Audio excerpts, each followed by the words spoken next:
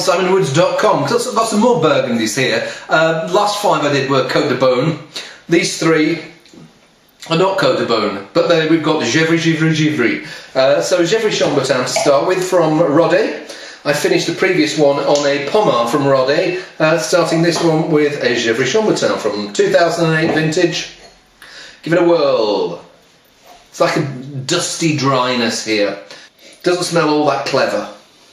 I don't know whether there's something slightly off with the cork here, but doesn't smell cork, but there's just like a dry, almost stale character coming through, which isn't all that appealing. Funny, it tastes nicer than it smells. Quite nice, refreshing red fruit character, a bit of undergrowth. Feels more Nuit Saint-Georges than Gevrey. I always think of Gevrey as being a bit softer and sexier, but this feels quite firm and correct. I think part of that is 2008 vintage. Wasn't maybe the one for the really alluring Burgundies. It's okay, but Burgundy should be sexy for me, and that for me feels just that bit too correct rather than sexy. Next 2 are Givry. So we're not in the Côte d'Or. Gevrey Chambertin is in the top end of the Côte d'Or, called the Côte de Nuit. Then you get the Côte de Beaune, where all the famous white wine bits are: Chassagne Montrachet, Pouligny Montrachet, Meursault, and that lot. Then you go to the next bit down, which is the Côte Chalonnaise, which is where Givry is. So I've got 2 from Givry. This is Domaine Mouton, Premier Cru Clos Joux. I really need to find out who the cooper is who is providing a lot of these wineries with these barrels that make the wines taste of smoky bacon, or smell of smoky bacon.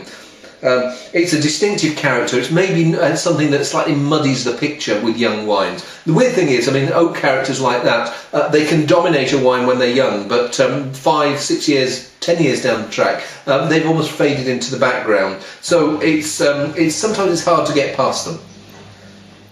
Yeah, it really is dominating now. I mean, there is this vague forest floor fruit character coming through behind it, but it's that oak that's to the fore at the moment. I find that correct rather than inspiring. I always think of Givry as being giving quite rustic, chunky Burgundies, but which are really honest and can I allowed to say gypsy wildness, but they often have this Seth Starkadder type of swagger about them. This feels for me, I don't know whether it's a vintage again, but the oak tannins are rather dominant at the moment.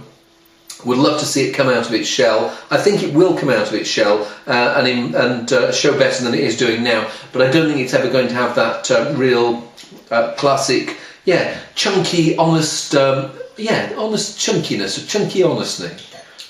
It is coming out a bit, so I'm going to do the Côte de Beaunes later again, so I might do these 3 again. Hey, Givry Premier Cru again, but this one's called Clos du Cras Long from Domaine Donjon Berthoud, and it's a year older, 2007. I think the vintage is talking here. It feels like maybe not as concentrated as the 2008, but it feels like it's got a more gentle, honest softness to it, and it feels quite a lot more developed than the year that there is in between the 2 sets of wines. And there's a nice smokiness to it, but not smokiness from oak, and there's this soft, supple, what I call blue fruit, blueberries, maybe black currants when they're on that, that slightly blue-edged black currants. Do you know what I mean? No? Okay.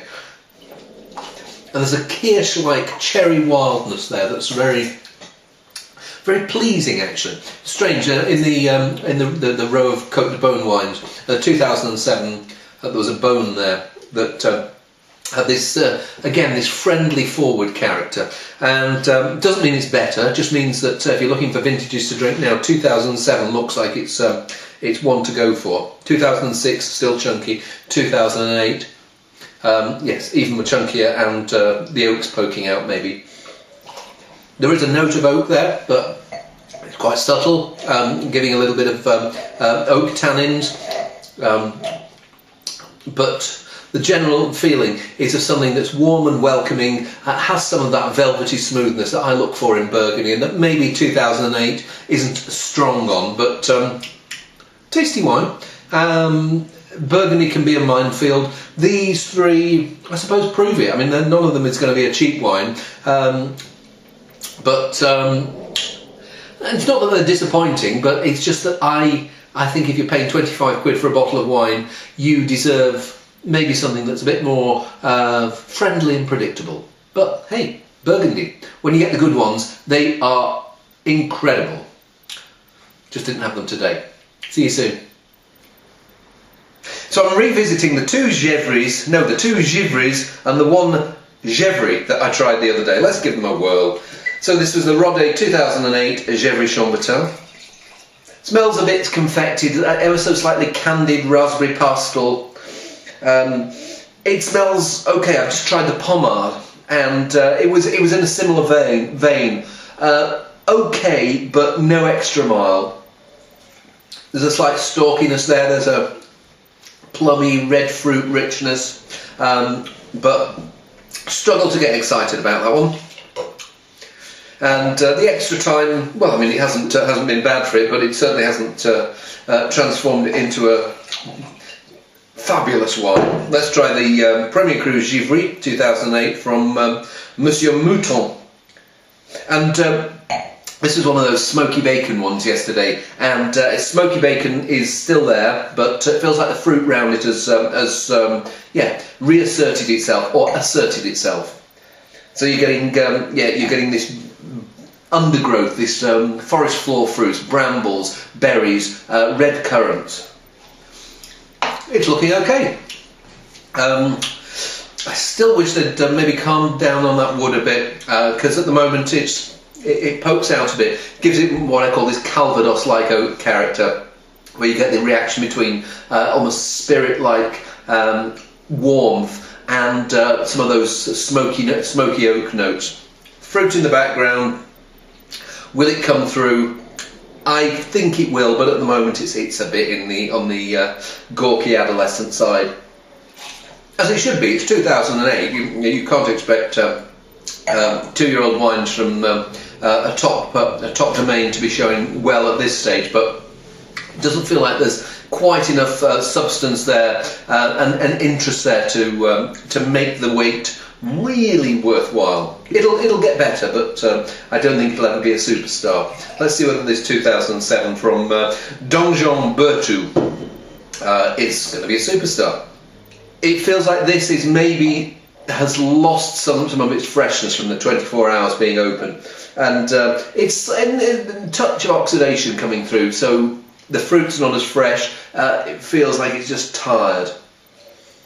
Time has not been all that kind to it. The fruit's still there, but it feels like it's on the way out. And what I notice is I'm left with the structure. So if that ever happens in a wine, you leave it open and you come back to it and all you taste is the structure, whereas the flavour has diminished, that's a sign that a wine maybe hasn't got what it takes for the long haul. On the other hand, if it does it the other way around, the fruit almost like reasserts itself, and the wine and the structure just sort of retreats into the background. That's a wine that will age, but I don't think that's going to have all that great a future. But it was okay.